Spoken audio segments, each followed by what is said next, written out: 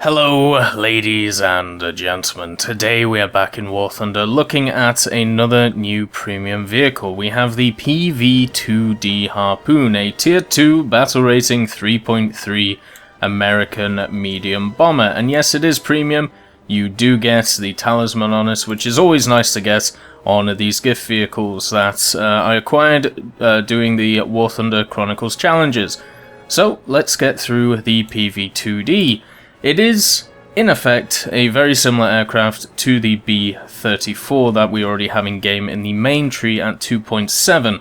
The reason why the PV-2D actually is higher in BR than the B-34 is the fact of its bomb loads. If we look at the B-34's bomb loads, the highest that you are going to get is 3 500s and 4 250s, which equals 2,500 pounds, which compared to a lot of bombers around 2.7 isn't too bad. But then we ramp it up when we look at the PV-2D. The normal bomb load you're going to take is 4,000 pounds and 8 HVARs, or 8 rockets. It is unfortunate that you cannot not take rockets with this 4,000 pound bomb load. So if you want to take 4,000 pounds, then, you know, you're going to have to take the rockets, but they can still be useful, whether it be finishing bases, whether it be killing pillboxes, whether it be just trying to shoot down a BV-238s, which you will run into quite a lot. But at 3.3, because you have all this extra armament as well in the nose, you have 850 cals, whereas the B-34 only has the turret in the front, and actually you lose the guy in the front as well in the PV-2D. But as I said, you have a very similar thing compared to the A20G, where you just have a ton of guns in the front, making it amazingly front heavy. It's actually quite interesting. It is the first medium bomber I've run into where if you actually land on the airfield normally and just brake the whole time, you will push the plane forward and actually find a penny, which I haven't been able to do with any other medium bomber. Not that you can't do it with any other medium bomber, it's just kind of surprising to me that in this behemoth you can actually do it, showing that it is incredibly top heavy. When it comes to gunners, you have the standard gunner in the back of the lower tail, or the lower fuselage, which shoots down at a very awkward angle. He only has 230 cal, so he's not really going to do a lot of damage. And then you have your main gunner, which is the guy who is sat in the dorsal turret. He has pretty good coverage, whether it be behind you, or in front of you, or all above you. Very similar to the B-25 turret that you have on the dorsal part as well. He has 250 cals, which are, you know, incredibly good. They get some wonderful belts. If we look at the belts, the turret 12.7, you get armored targets, universal, and default. What you probably want to go for is the universal. You get 3 rounds of API and then a T round. It's very similar to the default round where you get T, AP, I, API, but I think that extra API in there definitely does some damage, and then the armored targets belt is just AP rounds instead of API. So I definitely think API is the way to go, since at this level you still run into a lot of aircraft which do have some very dodgy engines which like to set on fire. So what do you get with a PV-2D? In the way I would describe it in battle is it's a mixture of an A20G and a B-34 with a larger bomb load. What is surprising about the PV-2D is it's actually slower than both of those counterparts. The A20 sits at 510 kilometers an hour, and the B-34 sits at 539, which is incredibly fast. The PV-2D sits at 478, but because it's classed as a medium bomber and not an attacker like the A20G, you get the medium bomber, or the bomber spawn in realistic, which is great. You can also dive up to just over 600 kilometers an hour, and you can turn like a fighter at high speeds. This thing has a very interesting flight model because it has a massive elevator on the back and also very large wings. You can get some incredible turns out of this thing and incredible loops. And the way that I've been flying it is you start off in the battle at bomber altitude, you send off your bombs on the bases. Just a little tidbit on that. Because 2 of the 1,000 pounders are on the wings, you can't open your bomb bay doors before you drop those bombs, and the bomb bay doors do take a while to open up, so actually hitting the same base with the 2,000 pounders on the wings and the ones in the bomb bay doors is actually kind of hard to do. So what I would recommend is dropping the first 2 bombs, opening the bomb bay doors, and not bombing straight away on the base, because you'll generally overshoot it. Instead, either turn around and drop 1 of the other 1,000 bombs on the base, or drop the other 2 1,000 pounders in your belly that you get and drop them on another base. You will nearly knock out the base if you are down tiered. If you're at your tier, it will normally take out about 3/4 of a base, and if you do get slightly down tiered, or you get that scenario where you've nearly taken out a base, you can actually use 4 rockets on each base to take out both bases. So in effect, with the PV-2D, you can knock out 2 bases. You just have to be a bit clever with the mathematics. Remember that rockets do damage 2 bases. Something that some people definitely forget. But yeah, just watch out for that bomb bay doors issue.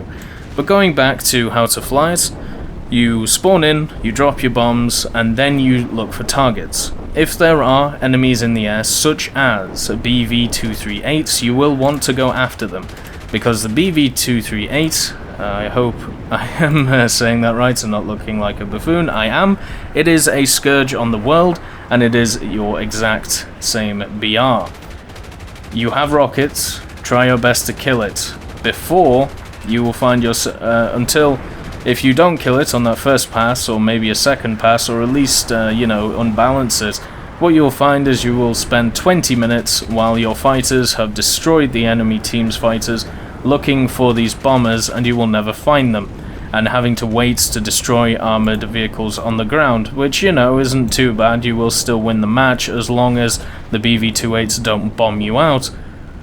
But it is a highly long waste of time, and I've talked about the PV-238's issues before, so I'm not going to get into them too much in this video, but I think it may need another video by itself just to address.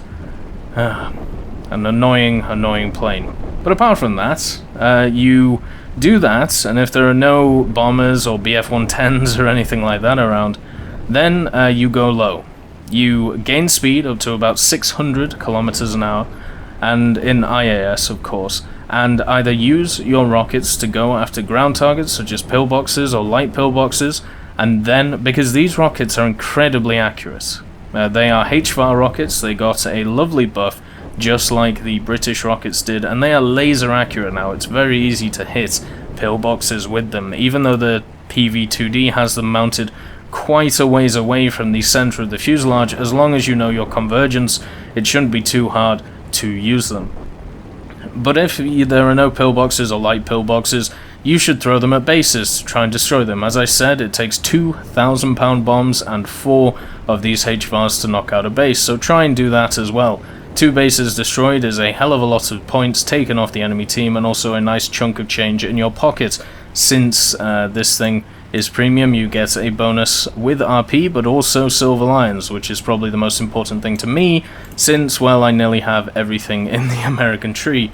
I'm missing 1 Saber, and also the B-57B, so yeah. And I also have the F7, F3 to grind them out if I ever want them. But overall, is this fun to fly? What I like to see when we look at challenge vehicles is it something different? Is it something not too overpowered?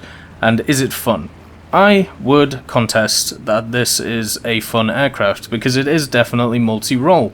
You can bomb with it, which you should do, and then you can go into the fight and attack. You will actually need quite a few crew points in that top gunner, since unfortunately he gets taken out very easily by 1 stray bullet. If you're familiar with the A-20G, or the B-34, or the B-25, you know how fragile that top gunner can be, just because a lot of people aim for the center of your fuselage, and they will hit that top gunner. So you need him to survive if you're going to be able to defend yourself from the rear. Because it has decent speed in a dive, and can pick decent speed up, you generally have at least 1 or 2 good turns in you if you are fighting fighters. And you can also get the jump on them. A lot of people will look at this bomber and think, oh, it's just a B-34, I don't really have to worry much, it doesn't have too many offensive armaments when it comes to its front. And then you pop out with 850 cals and say, hey, what's up? You remember that A20G? Well, I'm a much more flexible one, baby. And absolutely annihilate them. It's been amazingly fun chasing Ju-88s, chasing BF-110s, and stuff like that in it. Something that is kind of annoying, but I understand why it's in the game, is the fact that every game is limited to at most 4 bombers per side, which means that you will get certain matches which it will take you maybe 5 minutes to get into. This is probably just because the PV-2D has just got into game and a lot of people are trying out. It's also around this BR contested by stuff like the B-34 and the B-25. At 3.3 it's only really contested by the Helldiver, and because not many people use the Helldiver, well, you shouldn't have too much issues if you get a match around 3.3. And the Helldiver is also classed as a naval bomber. So yes, it is classed as one of those 4 bombers, even though the PV-2D does so much more than it. But overall, it is really fun to fly. What is also interesting is it has 2 random gunners in the center. I'm guessing they're supposed to be a navigator and a bombardier, but maybe label it as them. It also has some armor in the front of it, actually covering the pilots pretty well. And some armor on covering the 50 cal guy, but it doesn't seem to do a lot, and some armor in the tail. If you know what happened when this armor started getting modeled in for stuff like the A20, how the A20 became very hard to take down, especially if you're using lower caliber guns, well, the PV-2D is exactly the same. There have been a lot of matches where I've got to base and I've been heavily crippled, but I've still been able to fly, and I've eaten, you know, whole magazines from yaks and stuff like that. This thing does fly on one engine, if just barely. It can stay in the air at around 230 kilometers an hour, but you're going to have to really work that other engine to try and get a little bit of power out of it to get it back to base. You've got to hope that you have some altitude before you lose that engine. But apart from that, it is fun to fly. It is a multi-purpose aircraft, and with those 850 cals on the front, with all of these HVARs and bombs, it is incredibly fun. This is a aircraft which could easily sit at 4.3, since the B-25J sits there. The B-25J has 6 guns in the front, and it has a smaller bomb load than the PV-2D. I think they put it at 3.3 to try and counter the BV-238s which are coming in. Just because it's so boring facing BV-238s at this BR. Whenever I get in a Russian match against Russians, it's a nice sign, because I generally get matched up against yaks, which are a hell of a lot more fun to fight against than 4 bombers which nobody can take down, and they just ransack the map, and if they miss their bombs, then you just sat there for 20 minutes waiting for them to either fall out the sky or waiting for the armored vehicles to come, which you can rack up a ton of points. This thing also has 2,000 rounds of ammunition, which is just less than the A20G with its 6 guns, and I believe just less than the B-25. Now the B-25 has the same, but it only has 5 machine guns in the front, so because this thing has 8, you will run out of ammunition a lot faster, so just remember that if you're flying around. But overall, it is a very fun aircraft, and if you have it, you know, have fun in the game, and if you don't feel too deterred. I'm sure at some point they'll give it away once again. I don't think this will be a one-time thing. It'll be too beloved. This isn't something like the A26C. This thing is going to be used a lot, and people are really going to enjoy using it just because of its multi-purpose use, and because it seems to be pretty good at bombing and also pretty good in the fighting department for a bomber. So anyway, I hope you all have a wonderful day, and I'll catch you next time.